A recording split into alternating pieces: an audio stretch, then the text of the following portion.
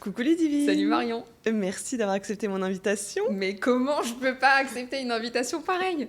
Je suis trop contente de te retrouver à Dubaï. Moi aussi. Pour les personnes qui ne le savent pas, on se connaît depuis 10 ans. Ouais. 10 ans qu'on se connaît, 10 ans qu'on a grandi ensemble. Ton parcours est l'un des parcours qui m'inspire le plus aujourd'hui. L'évolution... Attends, vraiment. commence pas à me mettre les larmes et tout, s'il te plaît. Vraiment. J'ai l'impression de connaître 15 versions de toi et tu connais 15 versions de C'est moi. ça. Et de se dire que ces 15 versions sont toujours ensemble, c'est fou parce que dans une vie, on peut se perdre de vue et quand on change, ne plus se correspondre. Mais nous, on a évolué de façon complètement différente, pas en même temps. Et j'ai des frissons quand je le dis. Et en même temps, on se retrouve toujours, quoi. Dans chaque vie, on se retrouve. C'est improbable. C'est un karma. exceptionnel. C'est un Vraiment. karma, je pense qu'on est karmique. Il y a un truc connecté, ouais. Ouais. Exceptionnel. Moi, vraiment, ce qui m'a le plus inspiré, c'est ton shift à un moment donné dans ta vie. Et du coup, déjà, j'aimerais bien que tu commences par ça. Tu peux parler de toute ta carrière qui est immense, mais c'est surtout ce shift-là, moi, qui m'intéresse parce que j'ai remarqué que pour la plupart des femmes, finalement, c'était ce shift, ce déclic qui n'arrive pas et qui les bloque pour toute leur vie, tu vois. À quel shift tu fais référence, toi? Ce shift où tu t'es dit, je vais reprendre des études. Oui. Je vais bosser les neurosciences, Oui. alors que t'étais quand même pas destinée à être dans cet univers-là. En tout cas, la Ludivine que je connaissais, pas du tout. Tu étais sur l'univers de la beauté et de la télé. Ouais, c'est vraiment ça. À quel moment tu t'es dit, ok, vas-y, je recommence? Je pense que d'abord, j'ai toujours été attirée par le développement personnel de façon générale, mais comme j'ai un petit côté Saint Thomas, j'ai été attirée par le développement personnel factuel, scientifique, prouvé. Avant de reprendre mes études, j'étais présentatrice d'une émission quotidienne à la télévision française, 2 heures par jour, à heure de grande écoute. C'est énormément de gens qui te voient. Déjà, ça te force à travailler ton regard des autres. Oh, wow. Parce que quand il y a des millions de gens qui te regardent chaque jour, il y a aussi des millions de gens qui te donnent leur avis sur toi chaque jour de façon...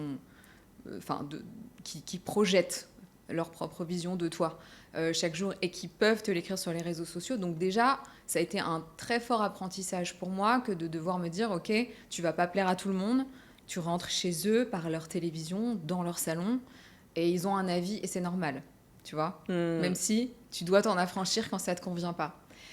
Et ce qui s'est passé, c'est que dans cette émission, j'avais un rôle que j'ai choisi et qui me convenait très bien, qui était celui d'être bienveillante, enveloppante, et d'essayer de comprendre pourquoi des personnes étaient arrivées à se laisser aller à ce point, et comment on pouvait trouver un petit peu l'asset psychologique qui allait nous permettre de déclencher une transformation physique. Mais pour moi, une transformation physique, elle ne peut pas être effective si elle n'est pas psychologique au préalable. Donc mon rôle, c'était principalement d'arriver à atteindre cette psychologie chez les candidats de cette émission.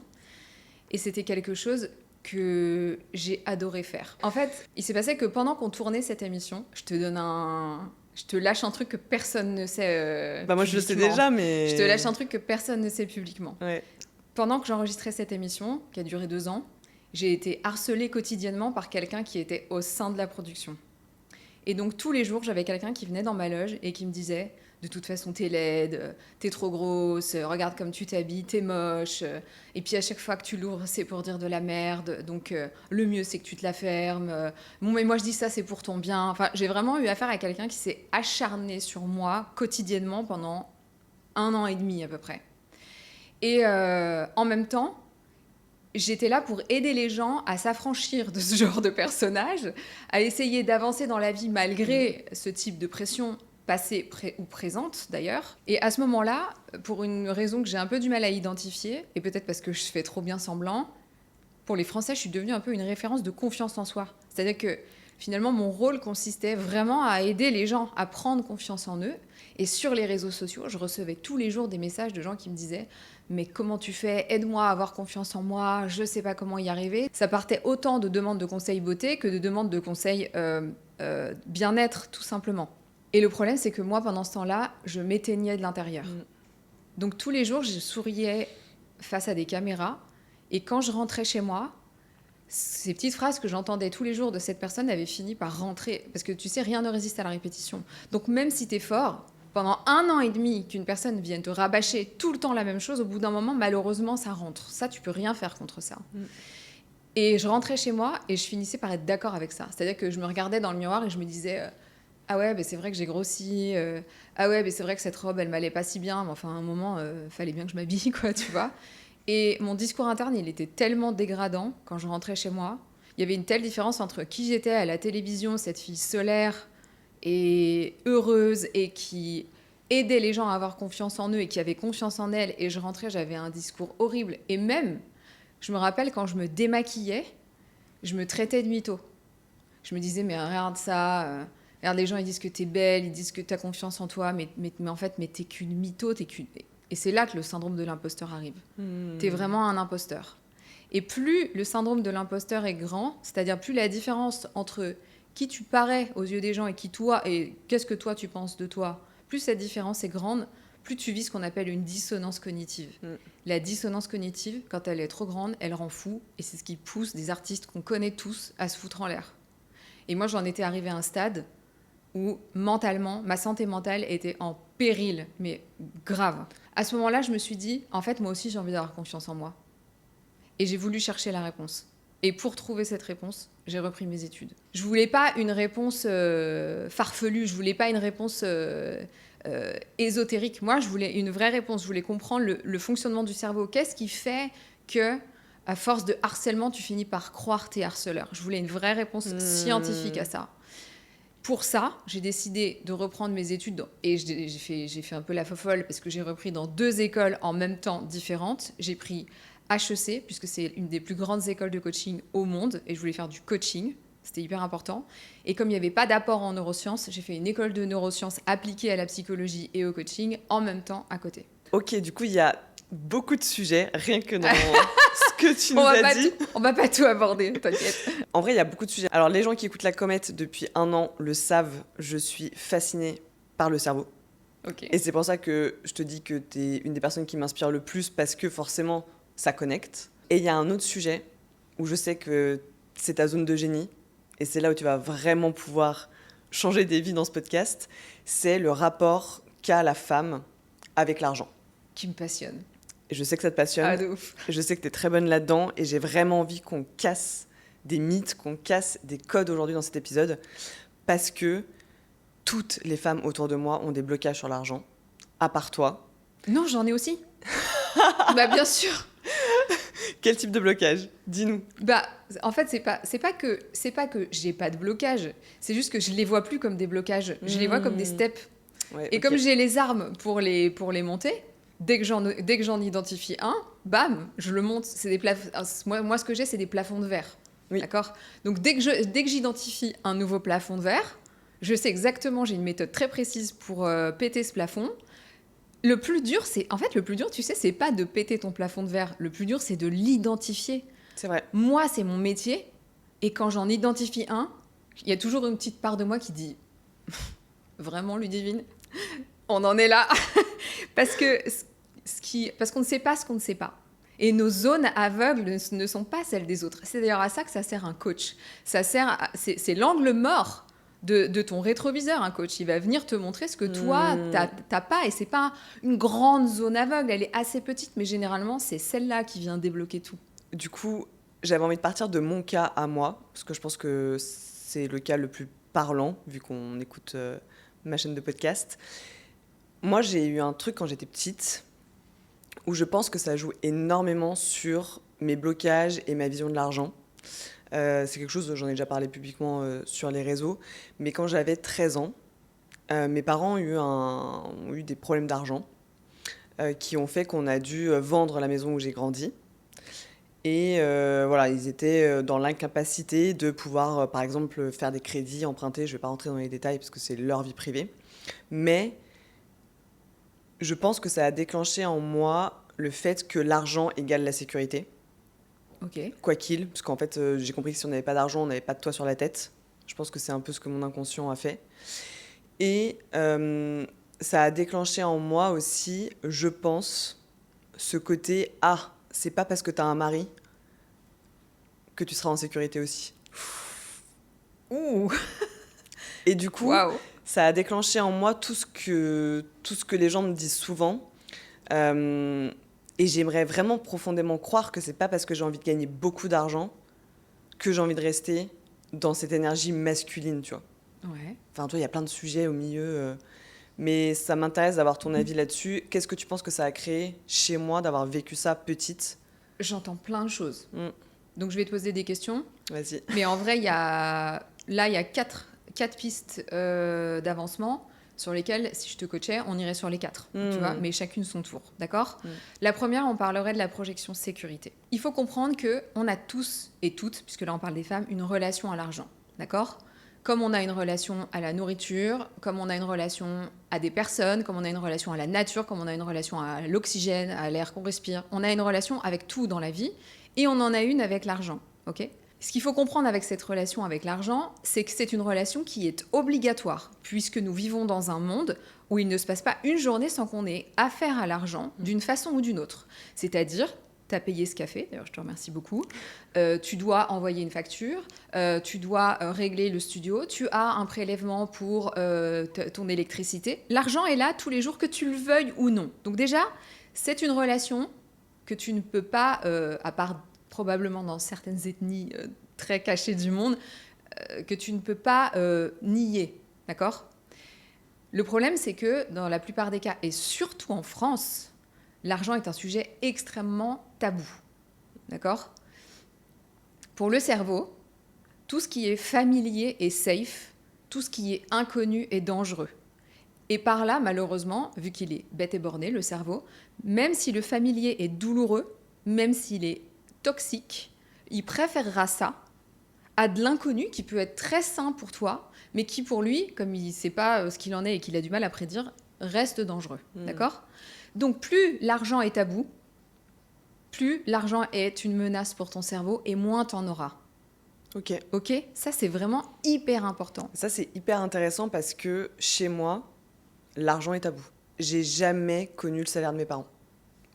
Tu vois, typiquement. Ouais. Alors que moi, j'ai aucun problème pour donner mes chiffres, même publiquement. Non, mais ça veut dire que pour toi, c'est pas tabou. Pour eux, oui. Toi, voilà. T'as outrepassé ce truc-là c'est aujourd'hui. Mais pour certaines personnes, ils le savent même pas puisqu'ils ne se sont pas posé la question. On ne sait pas ce qu'on ne sait pas. Si c'est un tabou et que tu as entretenu ce tabou sans réfléchir, c'est pas mal. C'est ni mal ni bien, en vrai. C'est juste que toi, on a tellement de trucs à penser dans une vie. Je veux dire, est-ce qu'on a envie d'aller dans l'inconnu en permanence? Non, le cerveau a pas envie. Donc, à partir du moment où tu as des tabous sur la relation à l'argent et sur l'argent, sois certaine que tu auras des problèmes avec l'argent. Si tu veux que l'argent vienne à toi, la première chose à faire, c'est d'arrêter de rendre ce sujet tabou. Qu'est-ce qui se passe dans ton cerveau quand tu fais ça? Tu crées des synapses entre tes neurones à ce propos. Les synapses, c'est les connexions qu'il y a entre les neurones.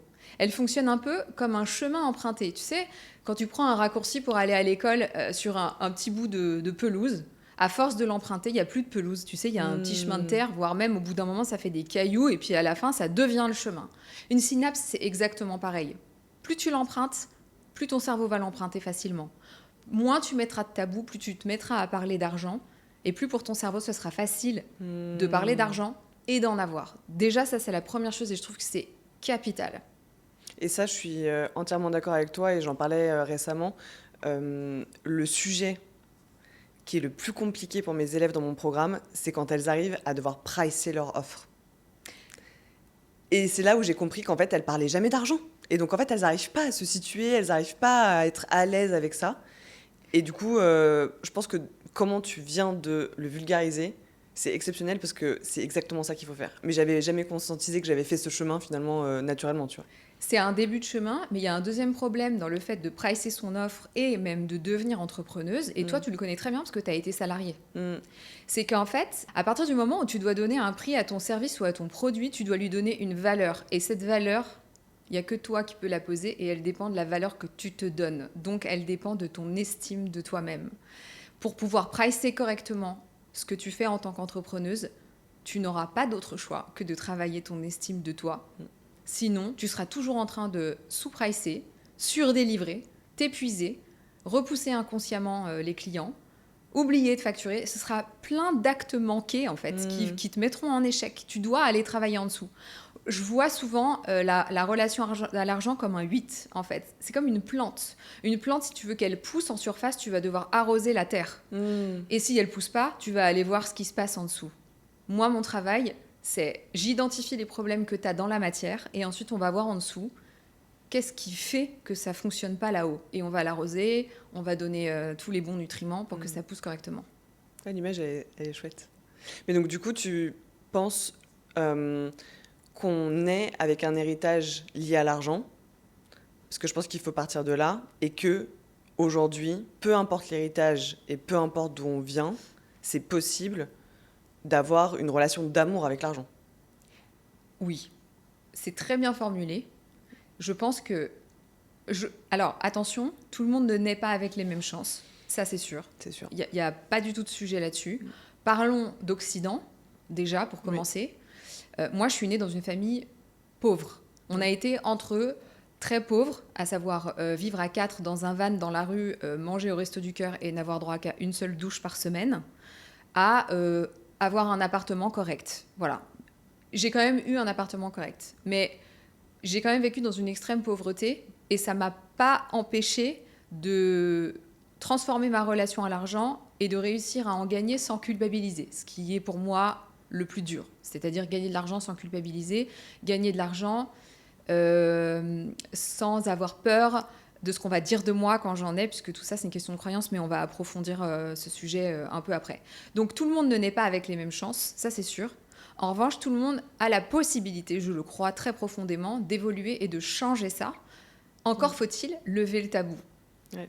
Toutes les personnes qui te diront que c'est pas possible, c'est des gens qui ne savent pas qu'elles ne savent pas et qui donc n'ont juste pas été en discuter parce que le tabou est si fort que on n'y va pas, surtout Ouais, pas. c'est ça en fait. C'est vraiment le côté, il faut y aller, quoi. J'ai une amie en ce moment, elle est entrepreneuse et elle vend quelque chose d'exceptionnel sur la santé, mais qui peut aider des millions de gens et c'est une spécialiste dans son domaine médical. Enfin, c'est incroyable.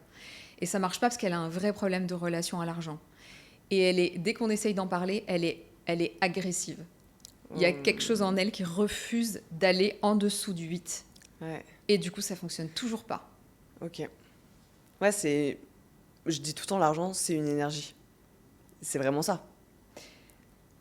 Tu dégages aussi quelque chose. Alors, je sais que du coup, toi, t'es très axé, beaucoup scientifique et let's go, mais je trouve qu'il y a aussi cette dimension avec l'argent où tu peux l'attirer à toi. T'as utilisé quand même l'expression aussi avant. Je trouve que c'est quelque chose que tu peux attirer à toi. Il faut y croire un minimum, quoi. C'est pas tant le problème, c'est l'abondance qui est une énergie, c'est pas l'argent. Parce que pour moi, l'argent, à la base, c'était juste un facilitateur de transactions. Avant, on faisait du troc. On faisait du troc entre nous. Aujourd'hui, on a la mondialisation, tu vois, c'est plus du tout pareil. Tu peux commander un truc en Chine. Avant, tu te débrouillais avec tes voisins. Tu échangeais des légumes que tu cultives contre un mouton. Enfin, c'était comme ça que ça fonctionnait. On a introduit l'argent pour faciliter les transactions et pour pouvoir faire des choses plus larges. Aujourd'hui, tu vas pas payer ton assureur avec les légumes de ton jardin. Dieu merci, il y a de l'argent. Mais finalement, l'argent, dans certaines communautés, c'était des coquillages. Dans d'autres, c'était des cailloux. Tu vois, donc, tu peux pas dire les coquillages, c'est une énergie. Non. En Enfin, revanche, moi, je suis capable de parler aux coquillages, quand bien même. sûr, on peut parler. En plus, c'est joli. Mais la vérité, c'est qu'il faut remettre l'argent... en fait, ce qui est important, c'est de remettre l'argent à sa juste place. Pour moi, l'argent, c'est un médium neutre. C'est comme un écran de cinéma, d'accord ? Puisque c'est juste un outil de transaction. Quand tu vas au cinéma, si le film est nul, tu vas pas insulter l'écran. Non. Tu vas pas dire « Ah, l'écran est pourri, c'est de la merde, tu jettes une tomate. » Non, c'est la projection qui était nulle. Et la projection, c'est toi. C'est toi qui projettes ton propre film sur l'argent. Donc finalement, si tu projettes que c'est une énergie, ce sera une énergie. Si tu projettes que l'argent, c'est la sécurité, ce sera la sécurité. Il n'y a rien de faux là-dedans. Si tu projettes que l'argent... c'est la source des problèmes dans le monde, ça deviendra la source de tes problèmes dans ton monde. Ouais, c'est le travail du cerveau, quoi. Ouais. Et du coup, tu avais 3 autres piliers suite à mon histoire. Pardon, je reviens sur ton histoire. Donc, le fait que c'était un tabou, ça, c'est déjà une première chose. Ensuite, tu m'as dit, vous avez tout perdu du jour au lendemain. Ça veut dire que, je sais pas pour quelle raison, tu veux le partager ou pas ? Mon papa était agriculteur. 3 enfants à charge, c'était plus possible de rester dans une maison, c'était une grande maison. Et du coup, c'était juste plus possible. Voilà, c'était une période où pour les agriculteurs, c'était très compliqué. J'ai pas trop compris à l'époque parce que j'étais quand même très petite. Mais voilà, je sais qu'il y a certains marchés espagnols, portugais qui sont arrivés et qui ont forcément cassé les marchés français, quoi. Ok, donc dans tes croyances, il y a le fait que l'agriculture, par exemple, c'est un métier difficile. Oui. Ok, bon, ça, en Bon, même temps, ça, je pense que tout le monde est d'accord. on est assez d'accord, mais ça pourrait être différent. Et il y a aussi la notion de mondialisation qui peut potentiellement mettre en péril une famille Mm. et la possibilité de tout perdre du jour au lendemain. Ouais, ça Il y a c'est... cette peur. Ouais, c'est... Tout perdre du jour au lendemain, c'est vraiment le truc où ça peut me tendre. Et là, tu viens d'acheter une maison Et là, je viens d'acheter une que maison tu as failli perdre du jour au lendemain. que j'ai fait perdre du jour au lendemain. Les histoires se rejouent hein, jusqu'à ce que la leçon soit apprise. Hein. Ouais, Et là, pour le coup, je pense que tu as bien appris la leçon parce que tu as récupéré la maison. ouais, j'ai tout fait pour récupérer la maison. Ouais. Enfin, non, tu l'as fait. Je Tu as l'ai fait. récupéré la maison. Mm. Ok. Ce qu'il faut aller voir souvent, c'est un peu plus loin les croyances qui sont derrière la situation. Là, en plus, comme toi, tu es très éveillé, tu viens directement avec le problème d'origine, au lieu de venir avec le problème d'aujourd'hui. Mm. Donc moi, ma question, c'est pas qu'est-ce qui s'est passé et qu'est-ce que ça a généré, c'est plutôt c'est quoi tes problèmes d'argent aujourd'hui? Je disais à ma business team, là j'ai fait mon vision board, et je leur ai dit, bon cette année on fait le demi-million. Ok. Mais en vrai, mon goal au fond de moi, c'est de faire le million. Et pourquoi t'as dit demi? Et j'ai répondu à ma business team, je crois que je suis pas prête à assumer d'être millionnaire, même justement par rapport à mon passif. Et dans Spider-Man, il dit tout le temps, un grand pouvoir implique de grandes responsabilités. Et j'ai peur que si j'ai trop d'argent, que j'ai trop de responsabilités d'un coup à gérer et que j'arrive pas à gérer. Ok. Et j'ai peur de tout perdre. Il y a tellement d'histoires de gens qui ont gagné énormément d'argent et qui ont tout perdu derrière. Tu vois, tu sais, je suis... Ok. Oui, bah tu viens de répéter exactement la même chose. Donc toi, ta plus grande peur, c'est de tout avoir et de tout perdre. Mm. On est d'accord? Et il y a plusieurs choses que tu viens de dire là. C'est chiant parce que t'es quand même très consciente. Ça fait un gros coaching, hein, tu vois, du coup. Alors, première chose que j'entends, c'est avoir beaucoup d'argent égale avoir trop de responsabilités. Mm. Et qu'est-ce que ça veut dire avoir trop de responsabilités? Je me dis que si j'ai beaucoup d'argent, ça va être à moi de prendre soin de mes parents qui vieillissent de plus en plus. Ok. Et je parlais la dernière fois que mon papa est parti à la retraite et ça m'a mis un gros coup au moral, en vrai. Mhm. Parce que du coup, je me suis juste rendu compte que c'était un humain et qu'il allait vieillir et qu'un jour il allait mourir, quoi. Quand j'en parle, j'ai les larmes qui montent. Ouais, ça c'est... être responsable de mes parents, quoi. T'as vu comme juste une projection de chiffres? On va tellement loin quand on commence à explorer sa relation à l'argent.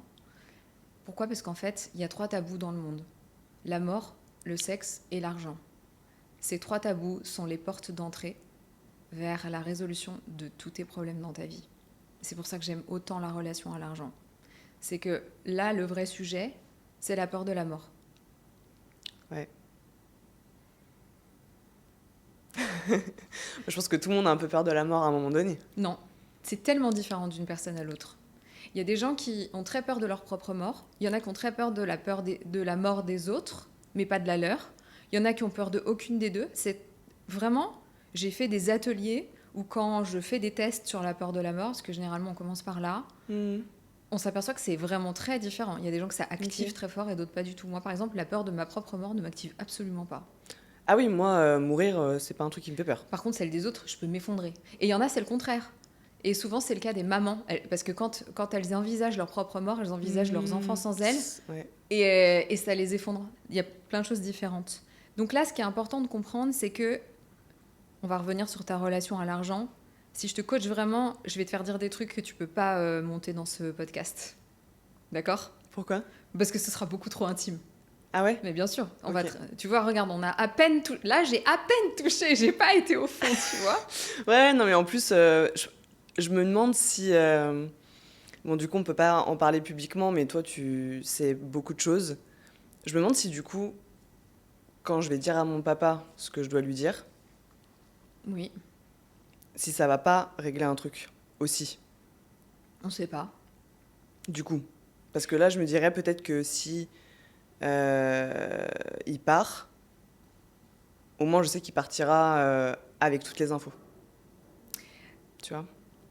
En fait, encore une fois, il y a un tabou. Mm. Et plus le tabou est tabou, et plus ton cerveau, il veut pas y aller parce que c'est l'inconnu. Mm. Et si ça se trouve, juste sortir le secret du tabou de l'omerta, ça s'appelle une omerta familiale, ce que tu évoques là, juste ça, ça peut se passer beaucoup mieux que ce que tu imagines. Ça fait tellement longtemps que tu portes ce lourd secret que depuis tout ce temps, en fait, il est verrouillé dans ton inconscient comme la boîte de Pandore qui va tout faire exploser le jour où t'en parles. Alors qu'en fait, pas forcément. C'est juste que plus c'est inconnu, plus c'est tabou, plus c'est verrouillé loin au fond de toi, et plus t'as peur que ça pète au moment où tu vas le dire. Et souvent, au moment où tu le dis, tu t'aperçois qu'en fait, bah, c'était pas si grave que ça. Donc, la pression que tu vis là, elle appartient qu'à toi. Et en fait, elle est forte et importante parce que tu la portes depuis trop longtemps. Ok. Peut-être il n'y a pas besoin de lui dire, peut-être il y a besoin... On ne sait pas, c'est pas du tout la question. Il faut juste que je sorte le truc, quoi. Si c'est ce que tu souhaites. Mais il n'y a aucune obligation. Non, il y a pas d'obligation, mais après, voilà, on rentre sur des sujets qu'on connaît aussi un peu toutes les deux, mais voilà, cette coupure de lien transgénérationnel, etc. Et justement, on va revenir. T'es prête émotionnellement qu'on revienne sur quelque chose d'un peu plus factuel Ouais. et moins émotionnel. Ok. Donc je vais revenir sur le 500 000, 1 million. Ouais, vas-y. Ça, c'est un plafond de verre. Ça veut dire que dans ta tête, entre 500 000 et 1 million, il y a un plafond de verre. C'est celui de, à partir d'un certain montant, l'argent amène des problèmes ou des responsabilités. Mais j'imagine que par responsabilité, oui, c'est que ça peut... t'entends problème. Oui. Ok. Ça, c'est une croyance. Et donc, c'est un plafond de verre. Okay. La question à se poser, c'est quel problème ça va m'amener vraiment? Ou plutôt, qu'est-ce que ça va faire de moi? Qui je vais être? Quelle identité ça fait de moi d'être millionnaire? Il y a beaucoup de gens qui pensent que l'argent, c'est... L'autre jour, je suis tombée sur un autocollant. C'était énorme. Je me promène dans Paris et sur un poteau, il y a un autocollant avec marqué, mais un gros autocollant, une bonne qualité d'autocollant qui peut souffrir la pluie, la neige, tout, un truc vénère. Stock, ouais. Et c'est écrit, les riches sont des voleurs.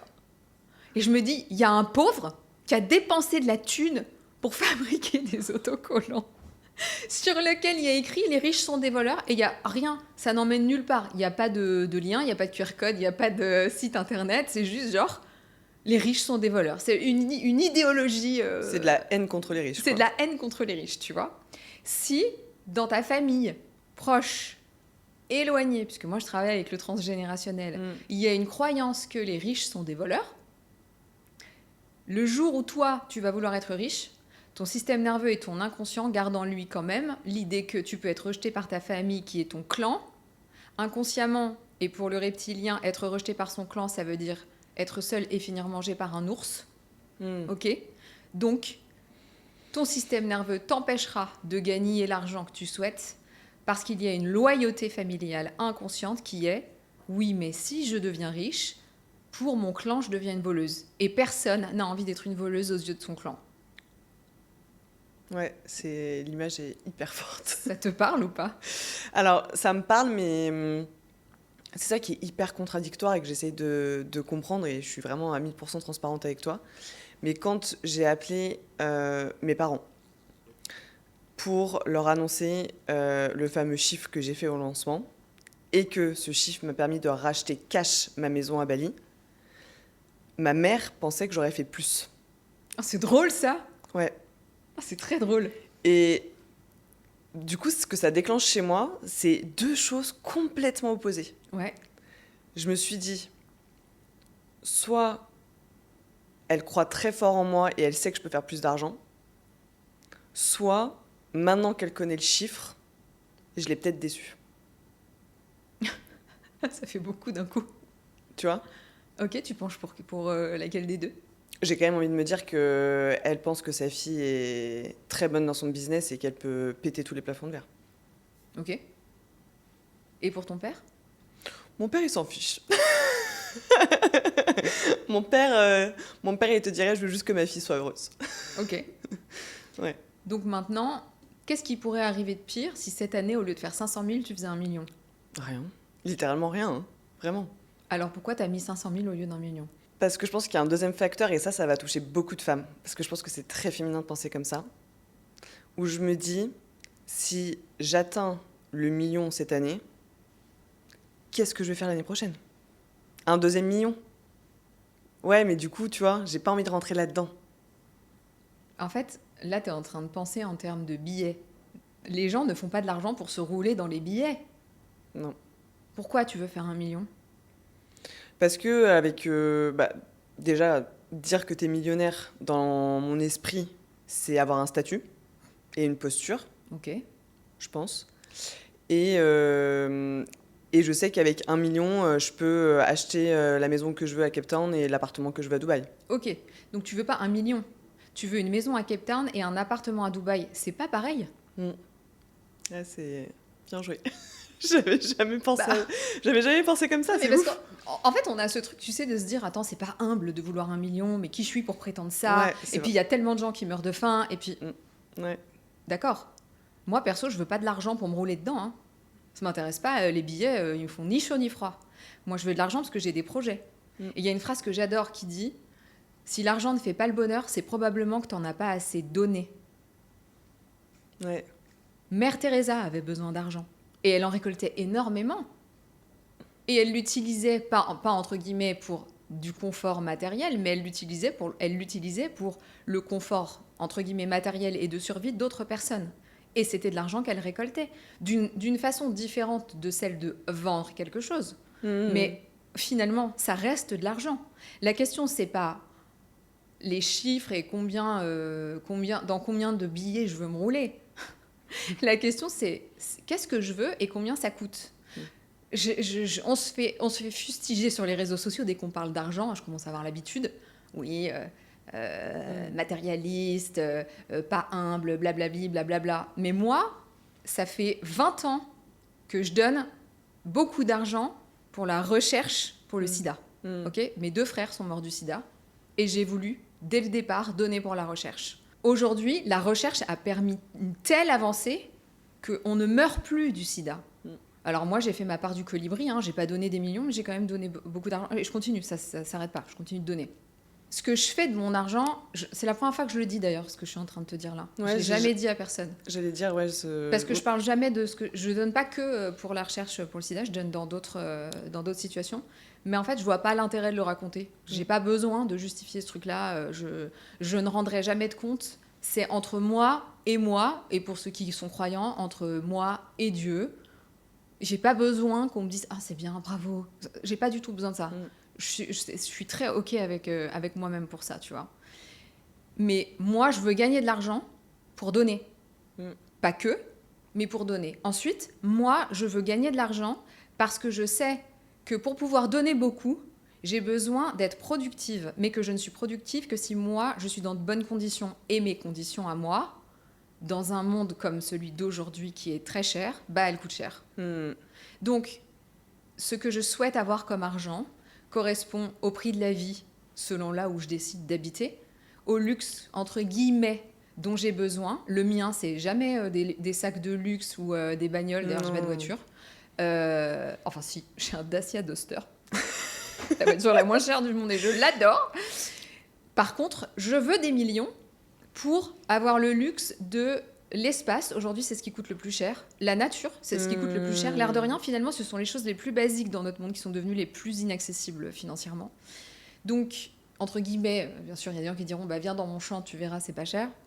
On s'entend.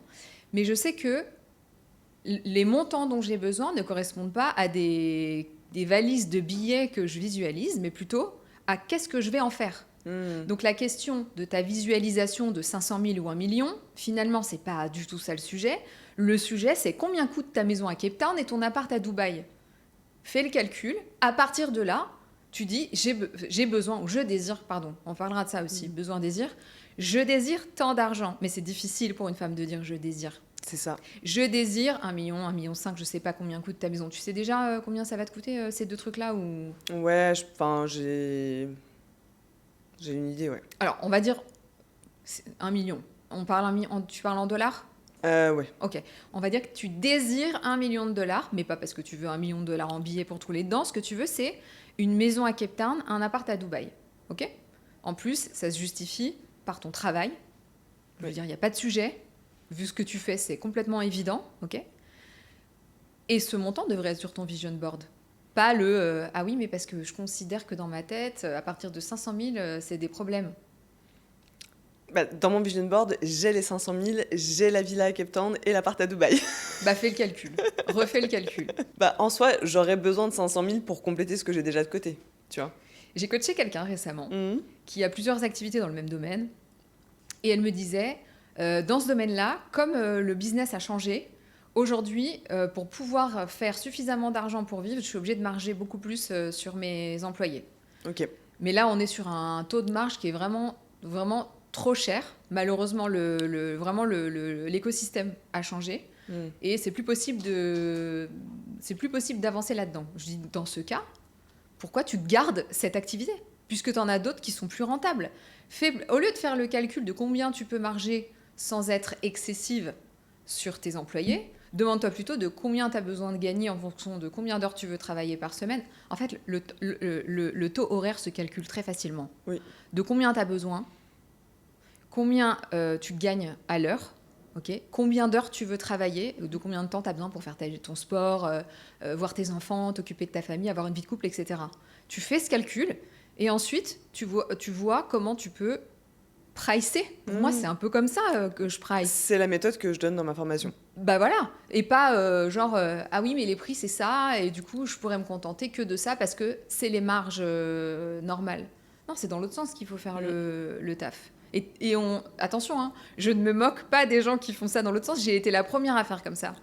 On a tous commencé comme ça, je pense. Mais bien sûr, mais c'est juste qu'à un moment, il faut retourner le truc. Une fois, j'ai une coachée, elle vient me voir, elle me dit « J'ai lancé un programme, il est incroyable, et dedans, j'offre 2 heures de coaching one-to-one à chacune de mes coachés. » Je dis « Ok, tu veux combien de personnes dans ce programme ?» Elle me dit « 70. » Et là, je fais « Attends, ça fait 140 heures de coaching one-to-one par semaine ?» C'est pas Et là, d'un possible. coup, elle me dit « Ah ouais, en fait, elle avait visualisé son offre du point de vue de sa cliente. » Ouais. Au lieu de se mettre... en fait, c'est invivable, 140 heures de coaching en one-to-one, en plus des coachings de groupe et du... C'est impossible. Donc, Ouais. en fait, ton offre, elle doit aussi dépendre de ta capacité humaine à travailler. 140 heures par semaine, ça marche pas.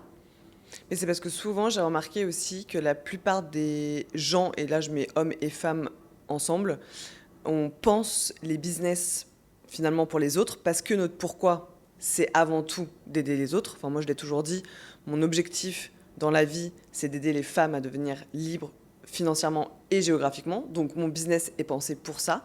Mais du coup, on oublie nous-mêmes que si on crée un business avant tout, c'est pour qu'il soit entre guillemets au service de notre vie. Je vois beaucoup d'entrepreneurs du coup s'oublier dans leur business. Pour moi, c'est un équilibre entre les deux à trouver. Tu peux pas faire ton business que pour te sacrifier aux autres, puisque le cerveau, il a besoin de se sentir utile. Tu sais, souvent, j'entends les gens dire « Oui, tu sais, quand les gens sont gentils avec toi, c'est parce que ça leur fait du bien à eux, un peu comme si c'était mal et qu'il fallait en avoir honte. » Bah non, en fait, c'est normal.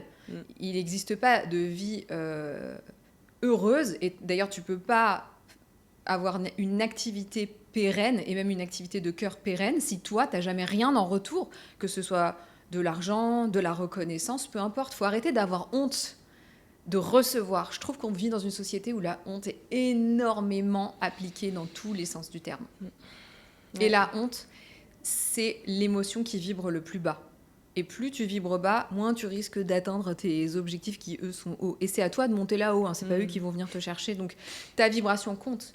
Si tu te laisses attraper par la honte de il faut être humble, il faut pas vouloir trop, il faut garder sa place, il faut être une femme discrète. Tu parlais tout à l'heure de la dualité entre la masculinité et la féminité. Elle existe, cette dualité, mais il est hyper important d'arrêter de la stigmatiser avec une opposition. Plus tu mets les choses en polarité, plus c'est un élastique qui tire et qui te pète à la gueule un jour. Ouais. Tu peux faire des millions sans être masculine. Pour moi, ça n'est que mon avis. Il y a juste 2 façons différentes de faire. La version masculine qui est celle de bourriner et la façon féminine qui est celle de magnétiser. Moi, je peux te le dire, j'ai lancé 3 paradigmes. Le premier, j'ai magnétisé, ça a cartonné. Le deuxième, j'ai bourriné. C'était une catastrophe. Le troisième, j'ai remagnétisé, ça a recartonné. Ouais. Donc je me suis dit, ok, en fait, à un moment, c'est que moi, attention, hein, je dis pas il y a des personnes qui fonctionnent autrement. Mais finalement, cette façon de magnétiser, pour moi, c'est la meilleure pour une majeure partie des femmes. Je dis pas que c'est le cas pour tout le monde, mais je pense que c'est comme ça que ça marche le mieux. Et magnétiser, ça veut dire quoi? Ça veut dire que ton système nerveux, c'est comme un récipient avec une capacité de réception. Ok? Si tu es capable de recevoir comme ça, tout ce qui va arriver en plus va déborder et sortir et tu le garderas pas. C'est-à-dire que tu peux encaisser 3 millions, puis en fait, tu auras 2,5 millions de frais, il te restera que 500 000. Ensuite, tu payes tes prestataires et à la fin, il te reste plus rien. Tu dois absolument agrandir ton système nerveux et ta capacité à recevoir. Mais tant que ton système nerveux, il pense que c'est dangereux d'avoir plus, parce que c'est pas dans le connu, parce que c'est pas familier, bah, tu ne garderas pas l'argent. Et c'est ce qui fait qu'il y a des gens qui arrivent à faire de l'argent, mais à pas en garder, ou alors à le repousser direct. Moi, je vois des femmes, elles ont des concepts incroyables. Mes coachées, c'est des entrepreneuses, mais là, en ce moment, en plus, on est en plein dans un programme, mais elles me balancent des trucs, mais j'ai des frissons, c'est des queens. Et en fait, le système nerveux n'est pas prêt à recevoir. Donc, je vois en même temps les autosabotages, les façons de repousser. C'est incroyable. Enfin, c'est horrible de voir les femmes s'auto-saboter sur leur rapport à l'argent, je trouve. Donc, toi, spontanément, tu as dit 500 000. Ça veut dire que ton système nerveux, je pense, et peut-être même que c'est moins, il n'est pas prêt à recevoir plus de 500 000. Si tu veux plus de 500 000, il va falloir que tu que tu travailles sur la capacité de ton système nerveux à recevoir plus que ces 500 000. Pour agrandir ton système nerveux, tu vas devoir aller dans tes croyances. On a déjà débloqué, enfin, c'est pas que celle-là, il y en a d'autres, mais on a déjà vu que ta croyance, c'est si je fais plus de 500 000, je vais avoir plus de problèmes. D'accord? Dans un coaching, on irait encore plus loin. Ok? Quel genre de problème? Quel est le pire qui peut arriver? Et ainsi de suite. Et une fois qu'on a trouvé quelles sont ces croyances, on va parler de ton identité. Et ton identité, c'est qu'est-ce que ça dit de moi d'avoir autant de millions, d'avoir autant d'argent, d'avoir cette maison à Cape Town, d'avoir cet appartement à Dubaï. Qu'est-ce que j'ai peur qu'on dise de moi quand j'aurai tout ça? Qu'est-ce qui, au fond de moi, n'est pas d'accord avec ça? Et au fond de toi, ça veut dire inconsciemment. Et quand on vient d'une famille d'agriculteurs, voire une descendante d'agriculteurs, je ne sais pas si tes grands-parents, arrière-grands-parents, c'est... Ok, d'accord. Donc on porte l'héritage dans l'ADN et dans l'inconscient de nous, on n'est pas comme ça. Ouais. C'est pas comme ça chez nous. D'accord?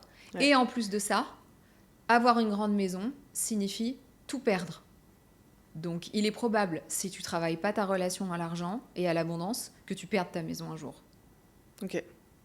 Parce que tu vas reproduire un schéma qui se répète encore et encore. Et je mets ma main à couper que si on va dans ta généalogie, il y a déjà eu des faillites. Ah, mais c'est certain. Voilà. Voire des choses plus graves. Ouais. Qui ont fait des croyances. Tu veux que je te raconte je te donne un exemple d'anecdote très, très, très parlante? Vas-y. J'ai une coachée un jour qui vient me voir. Elle est devenue praticienne en hypnose. Ouais. Mais avant, elle était cheminot, travaillait à la SNCF, Okay. d'accord? Elle est devenue praticienne en hypnose depuis 3 ans. Et elle a 54 ans au moment où elle vient me voir, d'accord? Et elle me dit, bah, moi, dans ma famille, on est tous cheminots. Et je lui dis, d'accord, comment ça se fait? Elle fait, mon père était cheminot, mon grand-père était cheminot, et on a été élevés comme ça, c'était comme ça et pas autrement. Et je lui dis, ok, d'accord. Et je lui dis, pourquoi tu t'es autorisée à faire autrement, du coup? Elle fait, bah, j'étais trop malheureuse. Mon père est décédé et je me suis autorisée à le faire une fois qu'il était mort, mais maintenant que j'y suis, j'y arrive pas.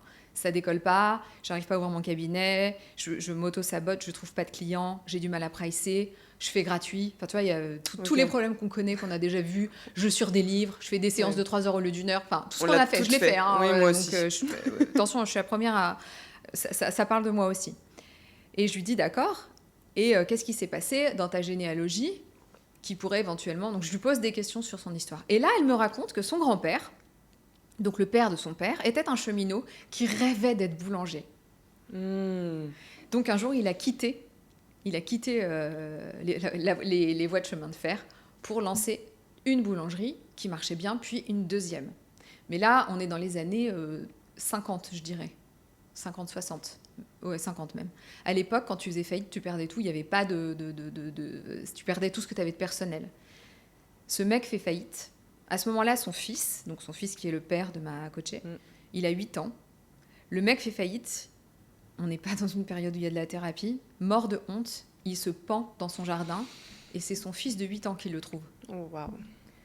Donc on parle d'un enfant qui rentre de l'école et qui trouve son père mort, pendu dans le jardin.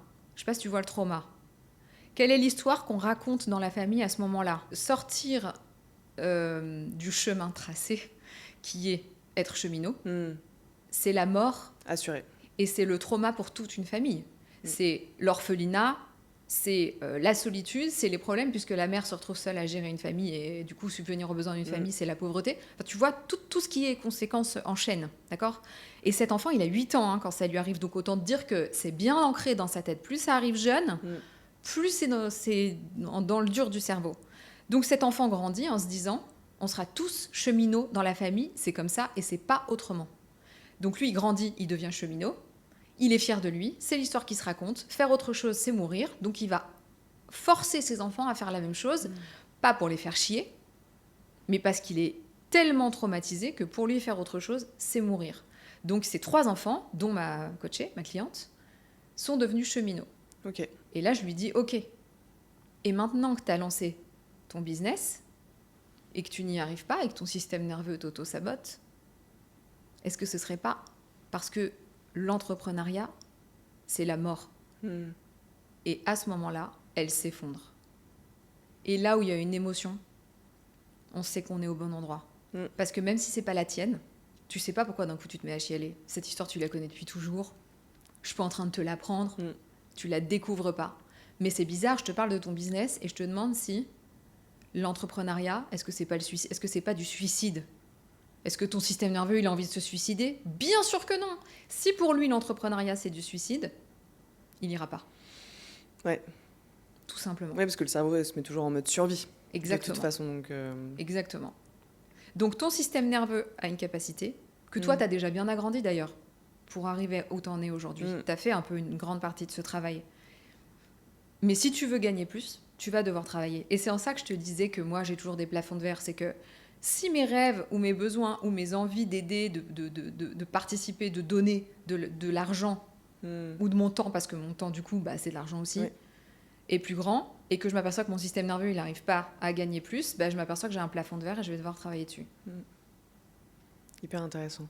Et du coup, ça me fait penser à... Donc, moi, j'avais ce premier sujet où ça m'est arrivé quand j'étais petite. Donc, maintenant, on sait que potentiellement, si certaines femmes ont un problème avec l'argent, il faut quand même qu'elles aillent chercher dans leur enfance et leur héritage et le transgénérationnel. Et je pense que là, récemment, tu connais mon histoire, la plupart des gens connaissent mon histoire, en tout cas de l'année qui vient de s'écouler. Ça a révélé chez moi quelque chose que je soupçonnais pas. Et c'est ma psy, en fait, qui m'en a parlé. Et là, je sais que j'ai un gros travail à faire dessus, mais je sais que ça va parler à beaucoup de femmes qui nous écoutent aussi. Je pense que je me mets des blocages parce que j'ai l'impression que si je gagne beaucoup d'argent, et je ne te parle pas d'une somme en particulier, mais juste gagner beaucoup d'argent, il va se passer 2 choses qui sont encore une fois complètement opposées. La première chose, répétition de schéma, où je vais entretenir l'homme qui va partager ma vie, ce que j'ai toujours fait jusqu'à présent. Deuxième schéma, je vais finir seule, parce qu'une femme qui gagne beaucoup d'argent, ça fait très peur aux hommes. Ok. Ça, c'est tes 2 croyances. Ouais. C'est les 2 niveaux d'Hunger Games que tu viens de débloquer. C'est ça? C'est à peu près ça, ouais. Je suis en train de... Ça me trigger énormément en ce moment. Ok. Et d'où ça vient? Je pense que ça vient certainement d'un mauvais entourage masculin ces dernières années, où j'ai souvent entendu « c'est hors de question que ma femme gagne plus d'argent que moi ». Voilà.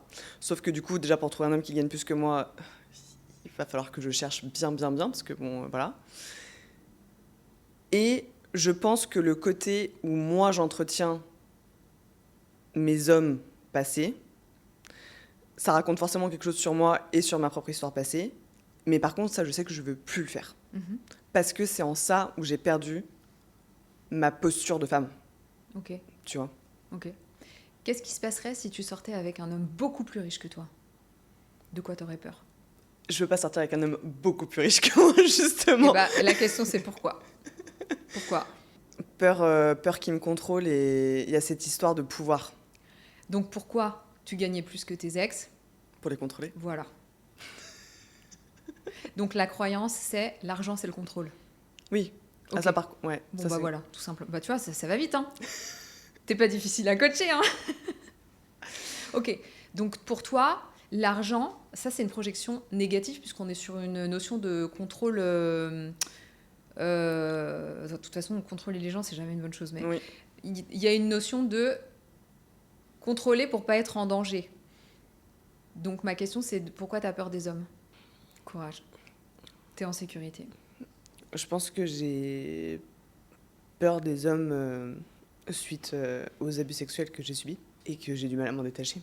Donc finalement, pour te sentir en sécurité, pour ne pas te sentir à nouveau abusé, t'as choisi des partenaires que tu pouvais contrôler.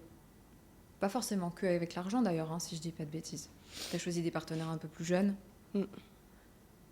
Ok. Et donc la peur que t'as en choisissant un homme qui serait moins faible, plus fort, plus riche, plus intelligent. Entre guillemets, plus intelligent, c'est un grand mot, hein, t'as bien compris. Oui, oui.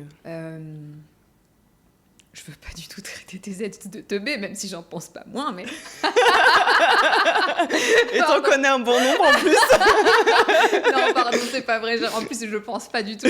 Mais donc, ton système nerveux ne veut pas d'un homme qui gagnerait autant ou plus que toi parce que pour lui, c'est un danger. Enfin, Ok. on prend l'exemple de l'argent, mais encore une fois, c'est une métaphore. La question, c'est de commencer à croire, qu'il existe des hommes qui sont bons et qui n'abuseront pas de toi, même s'ils sont plus forts que toi. Forts dans tous les sens du terme. Forts physiquement, forts mentalement, forts financièrement. Ça, c'est la première chose. Mais c'est quelque chose que tu ne peux pas croire pour la simple et bonne raison que tu ne te sens pas en sécurité dans ton propre corps vis-à-vis de ces hommes-là. Ok. Il faut enseigner à ton système nerveux qu'aujourd'hui, tu es l'adulte qui protège la petite Marion que certains adultes n'ont pas su protéger quand elle était petite. Quel âge t'avais quand tu as vécu ces abus? De 8 à 12. Est-ce que tu vois à quoi ça ressemble une enfant de 8 ans? Je me revois, ouais. Non, pas toi. Est-ce que tu connais des enfants de 8 ans? Là, non, mais j'en ai connu, oui. C'est petit, un enfant de 8 ans. Oui, c'est Le très problème, quand on a vécu des abus étant enfant et qu'on se voit nous-mêmes enfants, on se voit pas enfant, on se voit adulte. On se voit nous, on se voit vulnérable. Or, si je te mets à côté d'une version de toi de 8 ans, tu vas la regarder et tu vas te dire « mais elle n'était pas du tout en capacité de se défendre. Il aurait fallu qu'un adulte vienne pour s'occuper de ça. » Et il n'était pas là, cet adulte, ou ils n'étaient pas là, ces adultes, à ce moment-là. Et c'est cette petite toi encore à l'intérieur de toi qui a peur des hommes qui peuvent te contrôler. Mm. Aujourd'hui, le travail à faire, pour moi, c'est un travail d'enfant intérieur qui est de te dire « aujourd'hui, je suis l'adulte qui te protège. Aujourd'hui, j'ai la capacité de mettre une patate à un gars qui viendrait tenter d'abuser de moi. Aujourd'hui, j'ai le discernement, si je rentre dans un couple avec quelqu'un, de voir où sont les limites qu'il pourrait dépasser en termes de contrôle et d'observer que là, je me suis trompée, c'est pas le bon partenaire, mais merci, au revoir. » Mais tant que tu as peur, tu ne les rencontreras pas. Ok. Ton SAR, Bah, moi, je sais ce que c'est, Ok. mais explique peut-être ce que c'est. le système d'activation réticulaire, c'est ce qui, dans le cerveau, permet de faire le tri de ce qui est porté à ta conscience ou pas. On va dire que dans ton environnement, tu reçois des milliards de bits d'informations par seconde et que tu peux pas tout porter à ta conscience, sinon tu serais vraiment submergé. Ce qui est porté à ta conscience, c'est 0,0005% de ce qui est autour de toi. Le SAR, il est là pour ta survie, ce petit filtre-là. Donc la seule chose qui va filtrer, c'est tes croyances et ce qui est dangereux pour toi pour pouvoir t'en défendre en cas de problème. Quand on a vécu un trauma, on est focus sur ce qui peut arriver de similaire. Donc ton SAR, il est programmé pour repérer tous les gars susceptibles d'abuser de toi. Donc tu viens de le dire, tu viens d'évoluer dans un environnement où il n'y a que des gars qui veulent contrôler leur meuf avec leur argent. parce que ton SAR ne voit que ça. Si tu le reprogrammes avec « je suis en sécurité parce que je suis une grande fille maintenant, parce que je suis l'adulte qui me protège moi-même et il existe des gars qui ne sont pas comme ça », d'un coup, il va scanner autre chose dans ton environnement et tu vas voir d'autres types d'hommes. Tu vas voir ceux qui sont OK que tu aies plus d'argent qu'eux, mais qui sont pas pour autant des gamins que tu vas devoir éduquer. Tu vas voir ceux qui en gagnent plus que toi, mais pour qui c'est même pas un sujet et qui n'essaieront pas de te contrôler avec. Enfin, je veux dire, il y a plein de façons différentes de le vivre. Moi, j'ai rencontré mon mec qui gagnait moins que moi. Du coup, je l'ai coaché pour qu'il gagne plus. C'est ça que je vais faire. Et ça marche trop bien. Et c'est génial, il me contrôle pas. On a chacun nos revenus et on s'encourage à gagner toujours plus. Et c'est des périodes où lui gagne plus, d'autres moi je gagne plus. On est entrepreneur, on a des hauts, on a des bas. Et on s'est même dit, écoute, tu sais quoi, telle période c'est moi qui paye tout parce que c'est moi qui gagne plus. Telle période c'est toi qui paye tout parce que c'est toi qui gagne plus. On en est là. C'est vaste communicant. On a chacun nos comptes. Ça reste quand même très séparé. Si un jour on se sépare, on sait précisément comment ça va se dispatcher. Mais sinon... Et ça existe, puisque moi j'en ai un. Et j'ai des copines qui en ont aussi. En fait, le problème, c'est la polarité. C'est de croire que c'est soit je gagne de l'argent, du coup je suis masculine, du coup ça n'intéresse pas les hommes, ou alors ça n'intéresse que des gars, je vais devoir entretenir. Soit je dois être une pauvre petite chose, toute féminine, qui ne veut pas, qui n'a pas le droit d'avoir de désir d'argent parce que mon Dieu, ça c'est trop masculin. Et donc je vais choisir un mec qui va me contrôler. Il y a un truc entre les deux. Ouais, mais c'est aussi en ça où du coup je pense que ça me bloque à vouloir faire plus d'argent, du coup. Et je pense qu'il y a beaucoup de femmes qui restent dans une situation, on va dire, normale pour, tu vois, ne pas chambouler leur quotidien et les égos autour d'elles. Moi déjà, j'ai une question, c'est dans quelle mesure ils ont besoin de savoir combien tu gagnes ? Ils n'ont pas besoin, c'est pas un besoin de savoir. Mais par contre, je trouve que c'est un sujet, tu vois, j'ai pas envie que ça soit un sujet tabou. Donc j'ai envie que la personne sache combien je fais sur mes lancements, qu'elle s'intéresse à moi. Premier date. Bon, tu fais combien ? Non, alors déjà, moi, je pars du principe que les dates, c'est pas mon truc. Non, mais je déconne, mais... Non, mais tu vois ce que je veux dire ? Premier rendez-vous, combien tu gagnes ? Non, mais bien sûr que c'est chiale. Non, mais d'accord. Enfin, moi, tu sais, j'ai pas de tabou, je suis capable de poser cette question. Et tu sais, il y a cette trend très drôle sur les réseaux sociaux qui dit ok, je le reverrai plus jamais, mais au moins, il sait que pour gagner autant d'argent, tu dois agrandir ton système nerveux à recevoir. Ouais, c'est vraiment ça. Mais c'est juste que j'ai pas envie que ça soit un sujet tabou. Ouais. Dans tous les cas. Ok. Et je pense que c'est important d'en parler quand même. Ok, bon, bah donc reste célibataire jusqu'à la fin de ta vie. Qu'est-ce que tu veux que je te dise ? Tu veux pas que ce soit un sujet tabou, mais tu penses qu'en parler, ça va attirer les mauvaises personnes. Bon, bah quoi ? C'est une impasse ? Bah c'est ça où je te dis que du coup, je suis bloquée. Et qu'on m'a déjà entendu dire dans des épisodes de podcast que j'allais finir seule. Ah, c'est ce que tu penses ? Tu penses que t'es bloquée et que tu vas finir seule ? D'accord. Ma pauvre chérie. Faut que tu viennes plus souvent chez moi. Hein. Moi, ça me va. Hein. De finir seule bloquée ? Non, de venir chez toi avec Ricarbor. Ah oui. Donne pas l'adresse, s'il te plaît, donne pas l'adresse. Non. Non, mais c'est qu'une croyance. Mais comment je la dégage ? Ah bah, je viens de te le dire, il faut travailler sur ta sécurité intérieure et le fait de commencer à observer autour de toi. Faut reprogrammer ton SAR, enfin bref, ce que je fais en coaching. Ouais. Mais du coup, c'est faisable. Mais bien sûr. Je suis quand même un gros cas. Non. Bah non, parce que moi, j'étais comme toi. Donc pour le coup, je connais bien le sujet. Ouais, mais t'as quand même toujours eu cet optimisme en toi, je trouve. Non, je vais te raconter un épisode qui m'est arrivé l'année où j'ai rencontré mon mec et qui a été assez intense. Et en plus que j'ai raconté en live dans Paradigme cette semaine. Ma mère m'a toujours dit « Mais toi, de toute façon, ma chérie, t'auras jamais besoin d'un homme, t'es tellement intelligente, t'es tellement forte. » En opposition où t'aurais besoin d'un homme pour subvenir à tes besoins, pour s'occuper de toi, etc. Moi, ma mère m'a toujours dit « T'es tellement autonome depuis que t'es toute petite. Les hommes, c'est tous des cons. T'auras jamais besoin de personne. » Et cette phrase était un compliment venant de ma mère. Et je m'étais jamais rendu compte que ça m'avait conditionnée et que je la croyais, en fait. Tu vois. Et il y a quelques années, un jour, je vais déjeuner chez elle. Ma mère est célibataire depuis très, très longtemps. Elle a vécu un divorce chaotique, des relations chaotiques, d'où sa croyance que les hommes, laissent tomber, ils servent à rien, quoi, tu vois. On se démerde beaucoup mieux tout seul. Je vais déjeuner chez elle et elle me fait un super repas. Ma mère cuisine hyper bien. Et au moment où je lui dis, putain, c'est tellement bon, tu cuisines tellement bien et tout, et ma mère me sort cette phrase qu'on connaît toutes qui dit, il faut savoir bien cuisiner pour garder son homme. Bah, c'est sûr que moi, je vais pas le garder. Alors attends.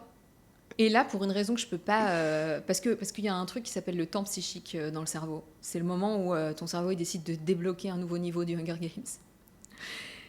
Et au moment où elle dit cette phrase, une colère monte en moi parce que je me rends compte que je suis célibataire, parce que je l'ai cru toute ma vie quand elle me disait que j'avais pas besoin d'un homme. Faut savoir que ma mère, elle m'a jamais demandé quand est-ce que j'allais me marier ou lui faire des petits-enfants. Hein. Pour ma mère, dans sa tête, je serais seule toute ma vie parce que c'est mieux. Et là, elle dit ça. Et là, je deviens horrible avec elle. Je fais, ah ouais? Je fais, ah ouais? Bah, il est où? Il est où l'homme que t'as gardé avec tes bons petits plats, là? Mais agressive de ouf. Ma mère, la pauvre, elle fait, mais quoi? Qu'est-ce qui t'arrive et tout? Mais qu'est-ce que t'as? Je dis, mais je sais pas. T'as passé toute ma vie à me dire que j'avais pas besoin d'un homme. Alors qu'est-ce que tu me racontes qu'il faut bien cuisiner pour en garder un? Tu me dis que le plus beau jour de ta vie, c'est ton accouchement et quand moi je suis née. Mais tu te rends compte qu'avec tes conneries, moi, des enfants, j'en aurais pas? Parce que j'ai 40 ans et que tu m'as dit toute ma vie que je serais seule. Et c'est trop tard maintenant. Et j'étais hyper en colère contre elle. Ouais. Mais ce truc-là, j'en ai pris conscience à ce moment-là, à cause de cette phrase à la con, qui est juste une expression. Bon, elle a vu la tempête arriver, elle a pas compris. Mais moi, ça m'a vraiment chauffée. J'ai chaud quand je te le dis, tu sais, vraiment, j'ai... Oui, bah t'as les émotions de la scène qui remontent à ce moment-là, c'est normal. Et là, ma mère a eu une réaction qui a été incroyable. C'est qu'elle a écouté. Elle s'est arrêtée et elle m'a dit, t'as raison. C'est ma croyance. C'est ma projection sur toi. Et je suis désolée, je te demande pardon. J'ai jamais voulu que tu finisses seule. Et ta vie n'est pas la mienne. C'est vrai que moi, je pense que je suis mieux sans un homme. Mais j'aurais jamais dû te dire que c'était le cas pour toi. Et là, elle me sort une phrase que je lui ai jamais demandé. Hein. Et elle me dit, je te donne ma bénédiction de tomber amoureuse d'un homme formidable et de faire ta vie avec lui et d'être heureuse jusqu'à la fin de tes jours. Et elle a manifesté pour toi. À ce moment-là, je sortais avec quelqu'un. Et 1 mois après, je fais un AVC. Et entre la vie et la mort, pendant les 3 mois qui suivent l'AVC, mon copain de l'époque m'appelle et me dit « Oui, moi, je voulais une histoire facile et tout. Là, ça devient un peu compliqué. Donc, le mieux, c'est que tu te soignes et puis on se verra quand tu iras mieux. » Et là, je me suis dit, je crois, Ludivine, qu'il faut que tu arrêtes d'attirer des gens qui veulent pas être en couple. Puisque moi, je disais toujours que je voulais pas être en couple, que le couple, c'était mièvre, que je voulais pas être cette femme qui a besoin d'un homme, etc. Et ce jour-là, j'ai décidé que je voulais rencontrer un partenaire de vie. Et c'était la première fois de ma vie que ça m'arrivait. Et d'ailleurs, j'ai dit à ce gars-là, je lui ai dit, écoute, j'ai bien réfléchi. Moi, j'ai envie d'être en couple. Alors, tu sais... Quand tu es locataire d'un appart et que le propriétaire veut vendre, il est obligé de proposer au locataire d'abord. Donc je te propose, en premier, est-ce que tu veux être propriétaire de l'appart? Est-ce que tu veux être en couple avec moi? Si oui, tant mieux. Sinon, je vais trouver quelqu'un d'autre. Il m'a dit, oh non, bof, ça m'intéresse pas. Et j'ai rencontré mon mec quelques mois plus tard. Ouais. Et ça fait plusieurs années qu'on est ensemble maintenant.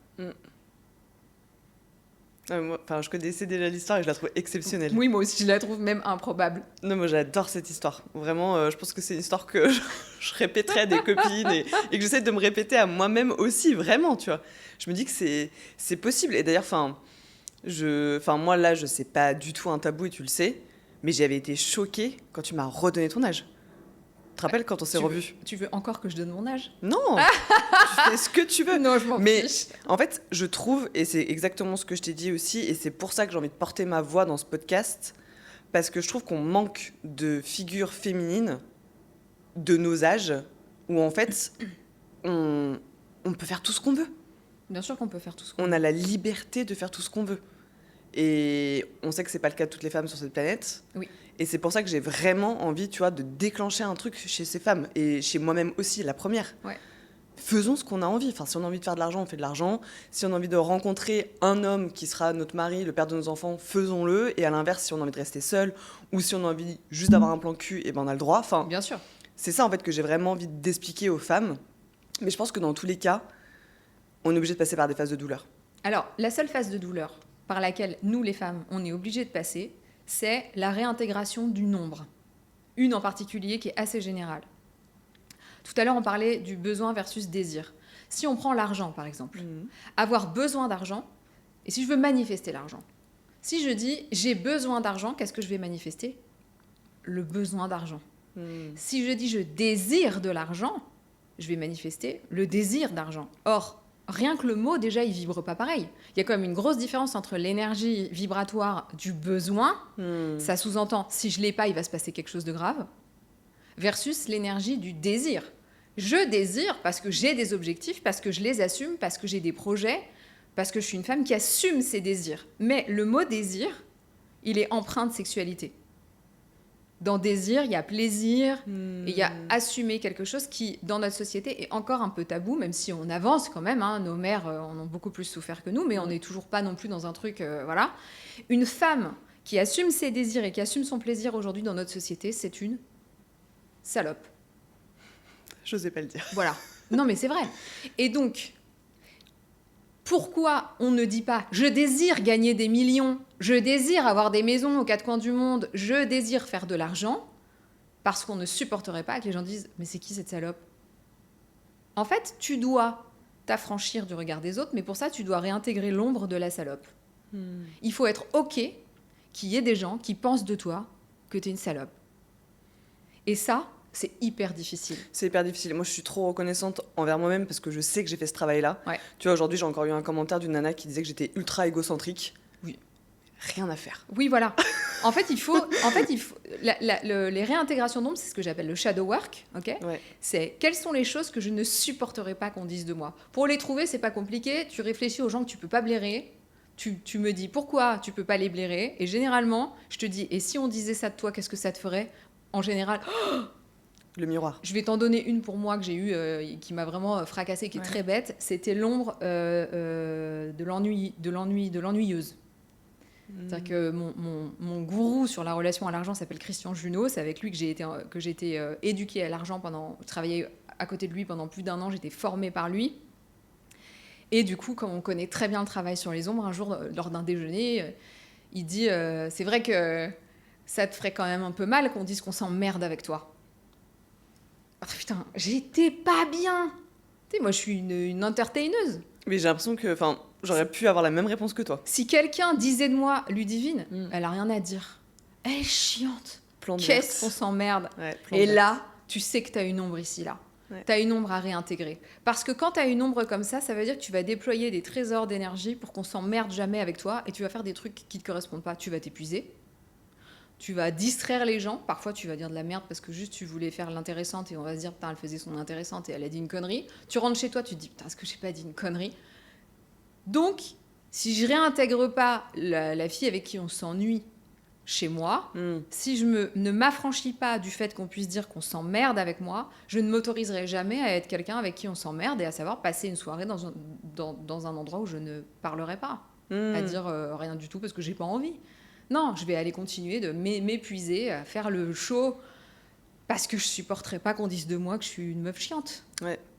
C'est ça les ombres. Et c'est super important à réintégrer parce que ton ombre en fait vient révéler ton identité. Donc, si tu veux pas être vue comme une salope, si tu veux pas être vue comme arrogante, si tu veux pas être vue, je prends les plus communs, violente. La violence aussi c'est quelque chose de très important pour les gens qui savent pas mettre de limites. Ouais. Si tu veux pas être vue comme une source de conflit, quand tu veux pas être vue comme une source de conflit, tu dis oui à tout et tu dis jamais non, mais par contre tu te dis non à toi et tu deviens un conflit intérieur. Ouais. Quand tu veux pas devenir une salope, tu vas t'empêcher d'avoir des désirs et tu vas vivre petit au lieu de vivre grand. Quand tu veux pas être violente, en fait tu vas t'empêcher de te défendre toi-même et tu vas créer de la violence envers toi parce que pour pas être violente envers les autres, tu vas laisser faire des choses qui sont pas acceptables. Toutes ces ombres-là viennent révéler ton identité. Et c'est ton identité qui fera de toi une femme dans l'abondance ou pas. Ok. Super intéressant. Et il va falloir qu'on conclue justement avec la question que je pose à tout le monde. Selon toi, en quoi est-ce qu'on est tous et toutes des étoiles filantes ? C'est quoi pour toi une étoile filante ? C'est moi qui pose la question, Oui, normalement. bah oui, mais du coup, je me demande, c'est quoi, dans toi, ton vocabulaire, ça signifie quoi, étoile filante? Pour moi, l'étoile filante, on va dire de la définition de base, c'est ce côté d'astre cosmique de l'univers. C'est aussi pour ça que j'ai appelé ma chaîne de podcast La Comète. Et la différence entre une comète et une étoile filante, selon moi, c'est que la comète, elle va rester. Par contre, l'étoile filante, elle est foudroyante, quoi. Genre, c'est un truc où ça passe, tu la vois en un quart de seconde, quoi. Ok, et justement, c'est quoi le concept du quart de seconde? Comment ça? En fait, ça file une étoile filante, ça reste Ouais. pas. Moi, je me vois pas comme une étoile filante, je me vois comme le soleil. Je suis désolée, c'est pas du tout humble, mais J'adore cette réponse. je vais te dire qu'est-ce qui m'a amené à ça. Et c'est très drôle parce que je l'ai raconté à mon mec hier et c'était la première fois que je racontais ça. Je déteste la drogue, je déteste l'alcool. En fait, je suis contrôle fric, donc tout ce qui te fait perdre le contrôle, j'aime pas. Mais il y a 6 ans, j'habitais à Los Angeles. Je te raconte encore une anecdote de fou, tu vas voir. Mais elle est très parlante. Et j'étais très mal à cette période-là. J'avais de l'anxiété généralisée et je le vivais très mal. Je vivais une vie incroyable, mais je ne profitais de rien parce que j'avais tout le temps mal au bide. J'étais célibataire et j'étais sur les applications de rencontres, de dating. Et un jour, je match un gars qui a vraiment un profil... Il est très beau, c'est un ancien mannequin, mais qui est vraiment devenu un chaman. Et on discute et tout, et le gars me dit « Je suis Bouddha ». Je trouve ça très drôle. Mais il est hyper sympa. Et il me dit, je suis pas là pour dater, je suis vraiment là pour connecter. À Los Angeles, vraiment, les gens, ils sont un peu comme ça. La dating scene, elle est horrible. Les gens sont pas vraiment là pour dater. Ils sont là pour coucher ou se faire des amis. Ouais. Et encore. Et il me dit, viens, on prend un petit déj et on discute. Et tu sais, j'étais vraiment tellement... Dans ma vie, c'était tellement la merde que je me suis dit, de toute façon, t'as rien à perdre. Il a l'air cool, ce gars, va prendre un petit déj avec lui. Donc je prends un petit déj avec lui, on discute. Il me dit qu'il est le nouveau Bouddha, qu'il est la réincarnation de Bouddha. Moi qui d'habitude me barre en courant, je sais pas pourquoi, je trouve ça fun. Et je lui dis ok. Et il me dit, moi je fais des... Tu vas jamais me croire. Tu me connais, tu vas jamais me croire. Je fais des méditations transcendantales sous weed. T'avais ça? Et je dis ok. Et il me dit, est-ce que tu veux en faire une avec moi? Et tu sais quoi? Je me rappelle être rentrée chez moi, j'habitais chez des amis à cette époque-là, des gens qui ont 20 ans de plus que moi, qui me connaissent très bien. Et je leur ai dit, bon les gars, je vais activer ma géolocalisation au cas où. Je vais aller faire une méditation transcendantale sous weed avec un gars que j'ai rencontré sur Hinge. Ils m'ont dit, pardon, qui êtes-vous?